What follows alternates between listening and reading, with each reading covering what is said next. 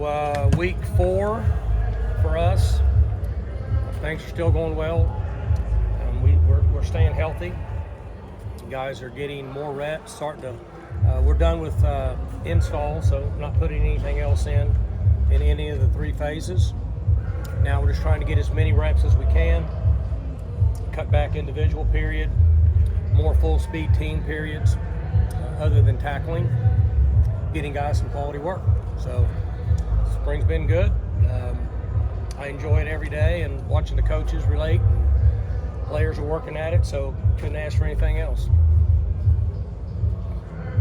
What on your defensive line, particularly at nose tackle, it's a little bit different, not a lot different, but a little bit different for your guys that are It's different. At nose. How are those guys adapting, and what do you see? Really good. We're fortunate that we have a number of guys that are 300-ish plus, big guys, and we think that position requires a big body, very similar to what you see in the NFL in those inside spots. So we're lucky we have those guys, and they're doing really well. They are. They're getting it, and they're enjoying it. So, and we've got depth there, so we should be in good shape there next fall. How is Kirkland adapting to kind of an uptick? Good. He's doing good. He's changed his body. So I'm not sure where he's at weight-wise right now. I know that he's changed the physique part of his body. Muscle weighs more than fat, so he's probably not lost much weight. But he looks really good, and his conditioning is better. I was worried about his conditioning because I think when he arrived he was 350. I was concerned about, but we've seen him out there now in 6 and 8, even some 10 play stuff, and he's done just fine. You mentioned you're done with install now. With so many new pieces, how did that go?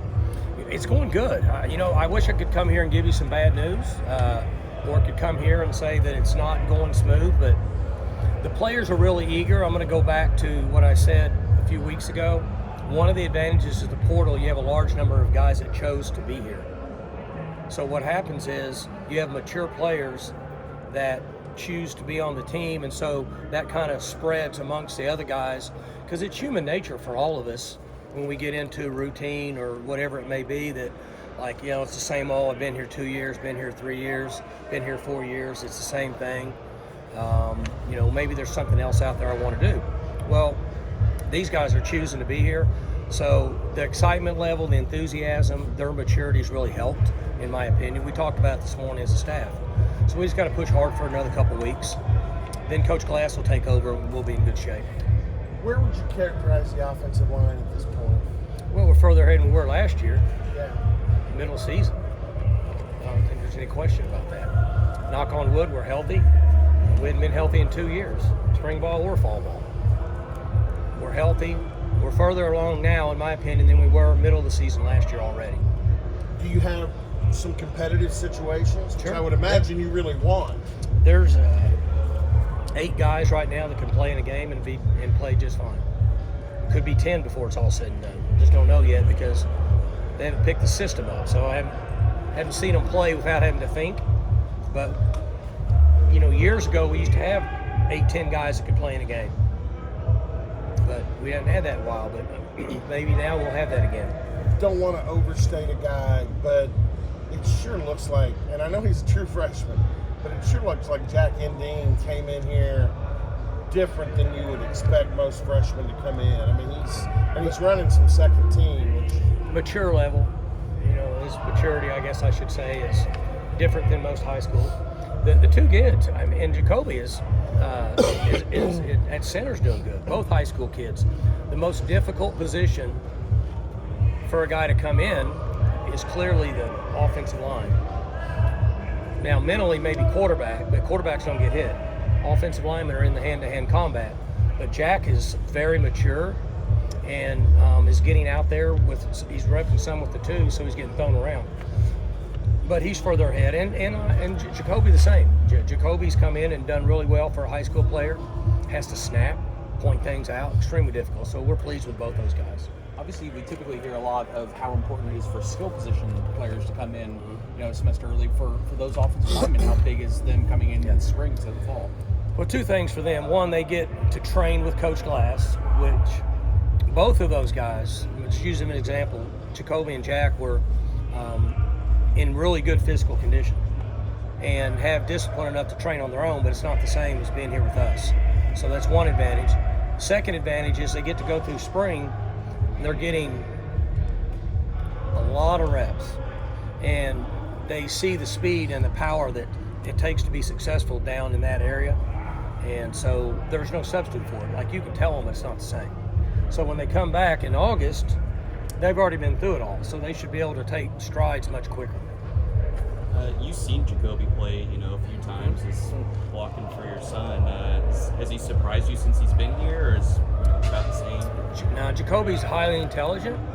As soon as he walked on campus in January, I think he was the third strongest player on our team. So he has two good things, categories that you want to play that position. And he's very low-key, very laid back, and very humble. So I've seen this for a number of years now. I've been watching him since he's been this tall. He'll be a great addition for us, just like Jack. The other area I wanted to ask about was secondary, because you got some young guys that need to grow up there, and some of them had to grow up last year. Cam Smith played a lot toward the end of the year, but at safety, Lyric Rawls, guys like that are, it's almost their time. Yeah, it is. Ty's in that category, and Lyric's in there, and a number of those Cam players. Epps. Cam Epps is in there. And, those guys, and they're making strides in the spring. They're making mistakes. We went over quite a bit of it this morning when I went in with the defensive staff. But we want them to be in a position to where they can make a mistake and be graded and corrected, and see if we can get better at today's practice. That's what they're getting out of all these reps. The encouraging side of it is that we feel like we've done a good job of recruiting the type of athletes, the body, the character, the football awareness that we need to help us. Now we just got to get them a little bit of experience. Football's football, but has Brian Nardo said anything about, because obviously the caliber of athlete he's coaching now is just a little bit different than Gannon. Well, there's two things. So that I've seen from him when I've gone to pry information from him is, one, he's never been in a situation where he's had this many people coaching on one side of the ball. There's that many resources. Most of the time, wherever he's coached, there's been 3 coaches on the entire side of the defense. Right. Now he has all the resources we have with student assistants, quality controls, all the different things that we have. So he's pleased that he's able to distribute and spread the wealth amongst everybody with responsibilities, and that he's interested in watching video when spring's over to see kind of where we're at and what he can add to his package based on the athleticism that we have. So that'll be an interesting side for next fall, is the even front, and then what we can do from an attack package with the athleticism we have that he's not been accustomed to. Has he met or talked to Coach Gibbs? Oh yeah, Yeah. sure has. Because that can be enlightening in itself. Well, those two are a little bit alike from a cerebral study. Like to study the game, sit around for an hour and talk about it. So there's some similarities between the guys. Is there anything about Nardo that you've learned in the last month that you didn't know? Not just football coach, just the person. As you get to know him more. Oh, I mean, I knew a lot about him. I did a lot of research. I don't think anything surprised me. It's been fun to watch him transition through in the development of his relationship that he's getting with the players, starting to feel comfortable to take control of them. Has been interesting to watch over the last 3 weeks. I know you said you'll kind of pick up team periods here in the next couple of weeks. Just more of them. In the early team periods that you guys have already had, how have you seen the offense adjust to the new defense and vice versa? It's been good for our offense. One issue you have when you have when you're an even front defense, when you're based out of an even front, you're not very good against the odd. because you don't practice against it. You can simulate it, but it's not the same. So this has been really good for our offense. I'm hoping that we're able to hedge the bet that we know enough about 4 down. We've worked against 4 down for 20 years. So this should help us with odd front teams that we're playing. It's also helping our defense and Brian because our offense is scheming our defense this spring. They have to for survival. And it's allowing them to see things that they should see against them next year based on what our people think. Has it been pretty even as far as when you go through those team periods, 7-on-7 periods? Yeah, it has been. Like last Saturday, the defense worked them over pretty good. Last Wednesday, the offense worked them over pretty good. So one of the more difficult things for a head coach is decide what you want. I want to see the defense do really well. Offensively, we can figure it out. We'll be more effective rushing the ball. We'll do things to figure it out. I want to be really good on defense. You spoke to Bowman's maturity, but how is he doing learning the playbook? Are there similarities for what no problem. He's already got it all. As soon as he got here, he started working into it, and there's a percentage, gosh, I'll bet you 60 to 70% of what we do, terminology, he's already had it at Texas Tech. It's from that same tree. So most, about probably 50 or 60%, he was already exposed to it. So I haven't seen him stumble in practice once as far as terminology-wise. Wayne Green has been a guy that, whether it's position change or the injury last year, hasn't really had a long run of being able to just kind of grow as a young guy. Is this a good opportunity for that, and what do you see? It is, and I really want him to stay healthy this spring. He hasn't been healthy, and then went through a transition of his body, so we swapped positions, got hurt again, and so luckily up to now he's had a really good month. So we need him to finish healthy, have a good summer, get his body where it needs to be based on what we're asking him to do, and then he should start continuing to improve because now he can play.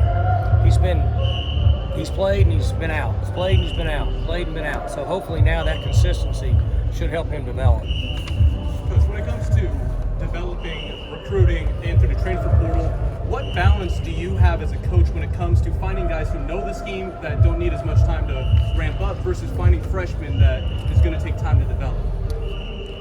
Well, one of the challenges we have now is management of roster, and so that's where I mentioned a few weeks ago that at some point they're going to have to corral when the portal's open and when it's closed. We're all in agreement the portal's going to be here forever, but for example, it opens up again real soon, I think, about a week from now.